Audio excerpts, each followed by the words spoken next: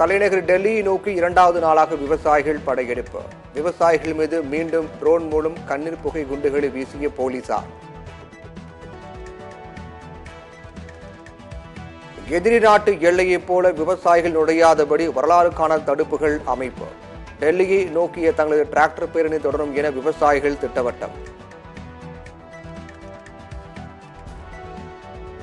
அரசு ஊழியர்கள் ஆசிரியர்கள் கூட்டமைப்பான ஜாக்டோ ஜியோ அமைப்பின் வேலைநிறுத்தம் வாபஸ்.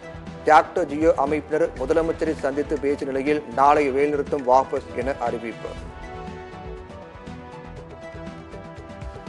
ஜாக்டோ ஜியோவின் கோரிக்கைகளை படிப்படியாக நிறைவேற்றுவதாக முதலமைச்சர் உறுதி. முதலமைச்சர் மீது நம்பிக்கை வைத்து வேலைநிறுத்தம் வாபஸ் என ஜாக்டோ ஜியோ ஒருங்கிணைப்பாளர்கள் அறிவிப்பு.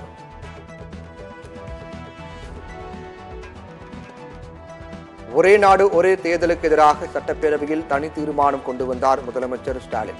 தொகுதி மறுவரையறை மற்றும் ஒரே நாடு ஒரே தேர்தல் கொள்கைகளுக்கு எதிராக தீர்மானம் ஒருமனதாக நிறைவேற்றம். மக்கள் தொகையை குறைத்துக் கொள்ளும் மாநிலங்களுக்கு தண்டனையா தொகுதி மறுவரையறை கொள்கை? இது ஒரு காமெடி கொள்கை என முதலமைச்சர் ஸ்டாலின் கடும் விமர்சனம். தொகுதி வரையறை மறுசீரமைப்பு என்ற பெயரால் தொகுதிகளின் எண்ணிக்கையை எந்த சூழலிலும் குறைக்கக்கூடாது என்கிறோம்.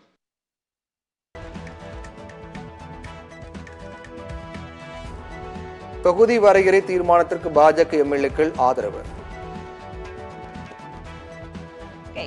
அந்த மறுவரையறை பொறுத்த வரைக்கும் அந்த தீர்மானத்தை பாரதிய ஜனதா கட்சி சார்பில் நாங்கள் தான் ஆதரிச்சிருக்கோம். அந்த கவலை அக்கறை இதையெல்லாம் நாங்கள் புரிந்து கொண்டிருக்கிறோம். இதை நாங்கள் தகுந்த முறையில் மேலே சொல்வோம் அப்படிங்கிறத பதிவு பண்ணியிருக்கோம். இரண்டாவது தீர்மானம் அவசியமற்றது. அந்த தீர்மானத்தை நாங்கள் எதிர்க்கிறோம். ஒரே நாடு ஒரே தேர்தலுக்கு எதிரான முதலமைச்சரின் தீர்மானத்திற்கு மட்டும் எதிர்ப்பு.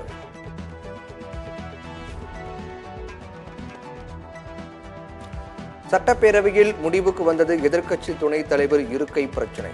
ஓ பன்னீர்செல்வம் இருக்கை மாற்றம். ஆர்பி உதயகுமாருக்கு எதிர்க்கட்சி துணைத் தலைவர் இருக்கை ஒதுக்கீடு. தமிழகத்தில் வறண்ட வானிலையே நிலவக்கூடும். வானிலை ஆய்வு மையம் தகவல். நடிகர் விக்ரமின் மகனும் நடிகருமான துரு விக்ரமிற்கு கோல்டன் விசா வழங்கியது ஐக்கிய அரபு நாடு. 10 ஆண்டுகளுக்கு ஐக்கிய அமீரகத்தின் குடிமகனாக கருதப்படுவார். செந்தில் பாலாஜியின் ஜாமீன் மனுவுக்கு எதிராக அமலாக்கத்துறை பதில் மனு தாக்கல். செந்தில் பாலாஜிக்கு எதிரான குற்றத்தில் அடிப்படை முகாந்திரங்கள் உள்ளதாக மனு. நாட்டிலேயே மும்பையை அடுத்து மதுரையில்தான் மாணவர்களுக்கு அதிகளவு கல்வி கடன் பெறப்பட்டுள்ளது. மதுரை எம்பி சு வெங்கடேசன் பேட்டி.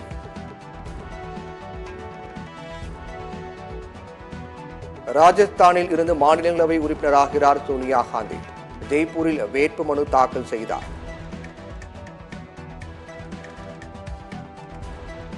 மீண்டும் மத்திய பிரதேசத்திலிருந்து மாநிலங்களவை உறுப்பினராகிறார் எல் முருகன். ரயில்வே அமைச்சர் அஸ்வினி வைஷ்ணவ் ஒடிசாவில் இருந்து போட்டியிடுவார் என அறிவிப்பு.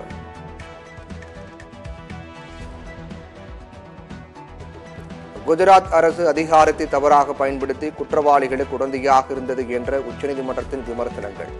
பில்கிஸ் பானு வழக்கில் விமர்சனங்களை நீக்க வேண்டும் என உச்சநீதிமன்றத்தில் குஜராத் அரசு மனு தாக்கல்.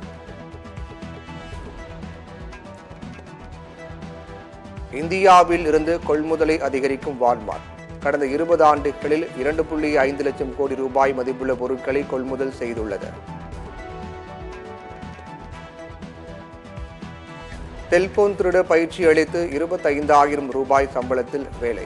அகமதாபாத்தில் பதுங்கியிருந்த கும்பலை கைது செய்தது தனிப்படை போலீஸ்.